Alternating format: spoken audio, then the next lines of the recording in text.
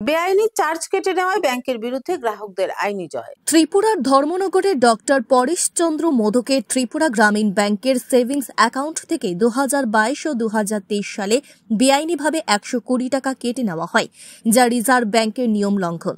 অভিযোগ জানানো হলেও ব্যাংক কর্তৃপক্ষ কোনো ব্যবস্থা নেয়নি। পরবর্তীতে ডক্টর মোদক 19 ডিসেম্বর 2023 ঊনকোটি জেলা ভোক্তা সুরক্ষা আদালতে মামলা করেন এবং নিজেই আইনি লড়াই চালান।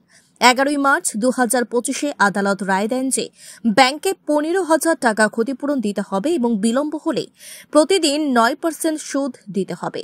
ডক্টর মোদক গ্রাহকদের সচেতন হয়ে ব্যাংকের নিয়মিত লেনদেন ও রিজার্ভ ব্যাংকের বিজ্ঞপ্তির প্রতি নজর রাখার আহ্বান জানিয়েছেন, যাতে ভবিষ্যতে কেউ এমন অন্যায়ের শিকার না হন।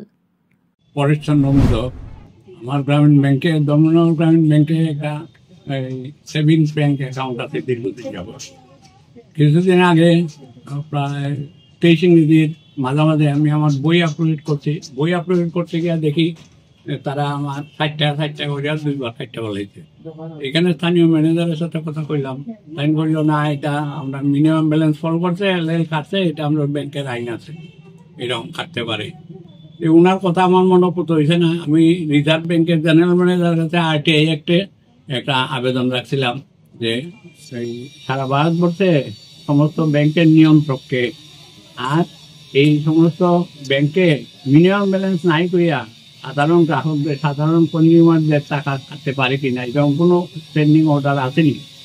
তো তারা আমাদের জানাইছে এটার উত্তরে যে ভারতবর্ষের সমস্ত ব্যাংকের নিয়ন্ত্রক, পরিচালক আমরা, আমাদের নির্দেশে চলে, রিজার্ভ ব্যাংকের নির্দেশে, এবং আমাদের এমন কোনো স্ট্যান্ডিং অর্ডার নাই যে কোনো ব্যাংক কনজিউমারের বা গ্রাহকদের তারা মিনিমাম ব্যালেন্স করিয়া টাকা কাটা